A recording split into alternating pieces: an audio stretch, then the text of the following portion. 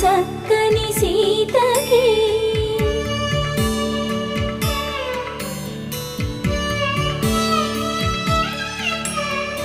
ఎర్ర జాబిలి చేయి